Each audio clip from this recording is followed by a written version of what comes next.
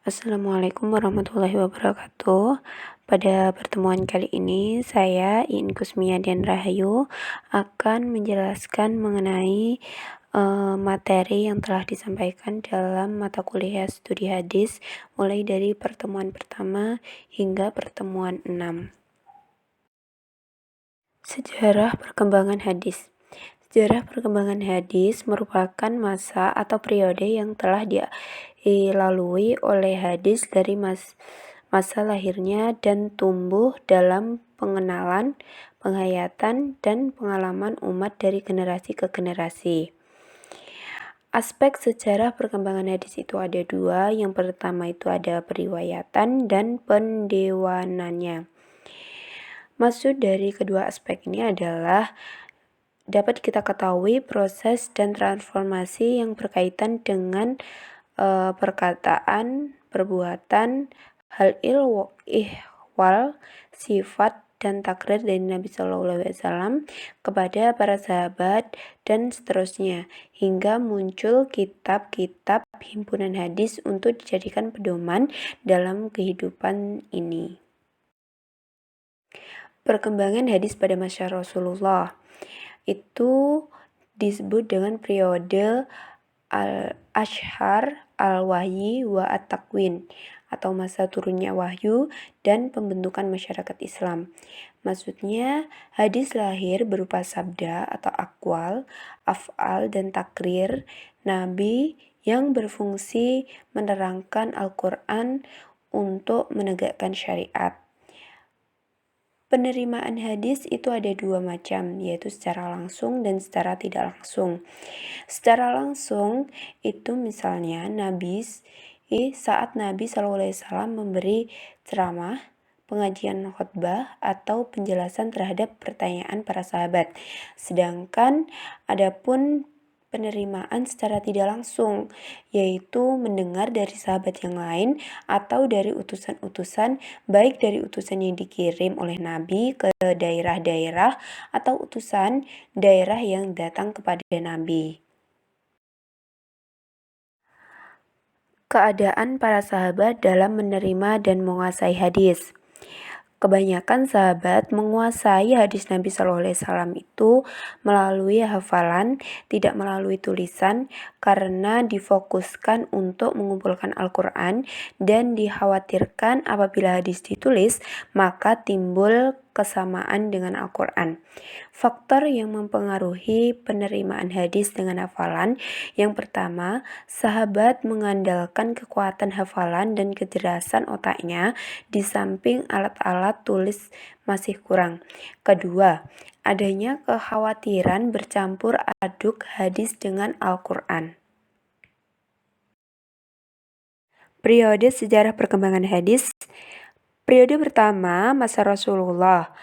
Semenjak Rasulullah diangkat menjadi Rasul sampai wafatnya dan disebut masa turun wahyu dan pembentukan Islam. Periode kedua yaitu masa sahabat besar, semenjak permulaan masa pemerintahan Abu Bakar As-Siddiq sampai pada akhirnya zaman Ali bin Abi Thalib. Disebut zaman pemerintahan dan penyederhanaan atau penyelidikan riwayah. Periode ketiga ialah masa sahabat kecil dan tabi'in besar, dari berakhirnya zaman Khulafaur Rasyidin atau permulaan masa Amawiyah sampai abad pertama disebut masa penyebaran riwayat ke kota-kota atau daerah-daerah. Selanjutnya periode keempat, masa pemerintahan Daulah awal Amawiyah, angkatan kedua sampai masa Daulah Abbasiyah, angkatan pertama, disebut masa penulisan dan masa pentadwinan. Periode kelima, masa akhir pemerintahan Daulah Abbasiyah, angkatan pertama sampai awal pemerintahan Daulah Abbasiyah, angkatan kedua disebut masa penyaringan, pemeliharaan, dan pelengkapan. Selanjutnya periode ke-6, masa pemerintahan Abbasiyah Angkatan kedua dari permulaan abad keempat Hijriah sampai jatuhnya kota Baghdad tahun 656 Hijriah. Disebut masa pembersihan, penyusunan, penambahan, dan pengumpulan.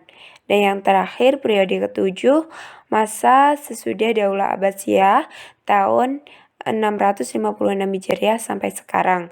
Disebut masa penyerahan, penghimpunan, pentakhijan, dan pembahasan. Faktor pengkodifikasian hadis. Pengkodifikasian hadis itu terjadi pada masa Khalifah Umar bin Abdul Aziz. Dalam pengkodifikasian hadis, ada beberapa faktor yang mendorong Khalifah Umar bin Abdul Aziz mengambil inisiatif untuk memerintahkan para gubernur dan pembantunya untuk mengumpulkan dan menuliskan hadis. Faktor pertama, tidak adanya lagi penghalang untuk menulis dan membukukan hadis. Maksudnya, dulu terdapat kekhawatiran bercampurnya hadis dengan Al-Quran karena Al-Quran ketika itu telah dibukukan dan disebarluaskan. Faktor yang kedua, munculnya kekhawatiran akan hilang dan lenyapnya hadis karena banyaknya para sahabat yang meninggal dunia akibat usia lanjut dan akibat peperangan. Faktor ketiga, semakin maraknya kegiatan pemalsuan hadis yang melatar belakangi oleh perpecahan politik dan perbedaan mazhab di kalangan umat Islam. Dengan demikian, penyelamatan hadis dengan cara pembukuan setelah melalui seleksi yang kita harus segera dilakukan. Kemudian, faktor yang keempat, karena telah semakin luasnya daerah kekuasaan Islam, disertai dengan semakin banyak dan kompleksnya permasalahan yang dihadapi oleh umat Islam. Maka hal tersebut menuntut mereka untuk mendapatkan petunjuk dari hadis Rasulullah selain petunjuk Al-Quran sendiri. Masa pengkodifikasian hadis yang pertama yaitu abad kedua atau masa penulisan dan pembukaan hadis secara resmi. Pada periode ini, hadis-hadis Rasulullah mulai ditulis dan dikumpulkan secara resmi melalui perintah Umar bin Abdul Aziz, salah seorang khalifah dari dinasti Umayyah yang mulai memerintah di penghujung abad pertama Hijriah. Alasan khalifah memerintahkan para bawahannya atau gubernur dan pembantunya, yaitu dikarenakan pada masa itu wilayah kekuasaan Islam telah meluas sampai ke daerah luar Jazirah Arab, di mana para sahabat yang hafalan dan catatan pribadi mereka mengenai hadis Nabi telah meninggal dunia karena faktor usia dan faktor peperangan. Salah seorang yang menerima instruksi ini adalah Abu Bakar Muhammad ibn Amr bin Hams, di mana dia diinstruksikan oleh khalifah untuk menuliskan dan mengumpulkan hadis yang berasal dari koleksi Ibnu Hams sendiri, Amr binti Ar-Rahman, kemudian Al-Qasim ibnu Muhammad bin Abdul Bakar Asy-Siddiq. Selanjutnya, abad ketiga atau masa pemurnian dan penyempurnaan. Masa kodifikasi dilanjutkan dengan masa seleksi hadis. Munculnya periode seleksi dikarenakan pada periode tadwin belum berhasil dipisahkan beberapa hadis yang berasal dari sahabat tabi'in dan berasal dari Nabi. Begitu pula belum dipisahkan hadis yang dhaif dan sahih. Masa selanjutnya yaitu pada abad keempat sampai sekarang. Pada abad keempat sampai sekarang ini dibagi menjadi dua periode, di mana abad keempat sampai ketujuh itu disebut dengan masa pemeliharaan, penerbitan, penambahan, dan penghimpunannya. di mana periode ini dimulai pada masa Khalifah Al-Muqtadir sampai Khalifah Al-Muqtahim. Hanya saja hadis-hadis yang dihimpun pada periode ini tidak sebanyak periode sebelumnya. Kemudian hadis pada pertengahan abad ke-7 Hijriah sampai sekarang bisa disebut masa pensyarahan, penghimpunan, pentakhrijan, dan pembahasan.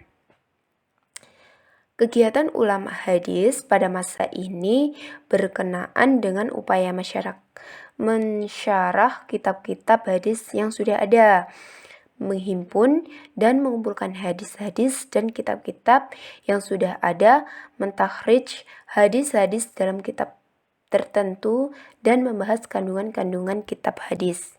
Kegiatan periwayatan hadis pada periode ini lebih banyak dilakukan dengan cara ijazah dan mukatabah. Sedikit sekali dari ulama hadis periode ini yang melakukan periwayatan hadis secara hafalan sebagaimana yang dilakukan oleh ulama sebelumnya. Kitab-kitab hadis pada periode abad kedua.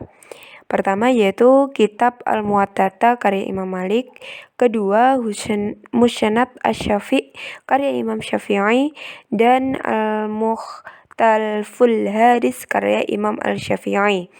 Dan yang terakhir Asy-Syirat An-Nabawiyah karya Ibn Ishaq. Pada periode ini, kitab-kitab hadis memiliki ciri dan sistem pembukuan. Seperti halnya, pada umumnya, kitab ini menghimpun hadis Nabi SAW serta fakta sahabat dan tabi'in. Kedua, hadis bercampur baur antara topik yang ada, seperti yang menyangkut bidang tafsir, syarah hukum, dan sebagainya. Yang terakhir, pada kitab hadis belum dijumpai pemisahan antara hadis-hadis yang berkualitas sahih, hasan, dan dhaif. Kitab hadis pada periode abad keempat yang terhimpun diantaranya Al-Sahih oleh Ibnu Khuzaimah, Al-Anwa' wa At-Taqsim oleh Ibnu Hibban, Al-Musannad oleh Ibnu Jarud, dan yang terakhir Al-Mukhtarah oleh Muhammad ibn Adal Al-Wahid Al-Maqdisi. Bentuk penyusunan kitab hadis pada periode ini yaitu penyusunannya hanya menyebutkan sebagian di matan hadis tertentu dan meriwayatkan matan hadis tersebut dengan sanadnya sendiri, menghimpun hadis-hadis yang memiliki syarat-syarat Bukhari dan Muslim atau memiliki salah satu syarat dari keduanya. Sekian presentasi dari saya. Apabila ada kurang lebihnya saya mohon maaf.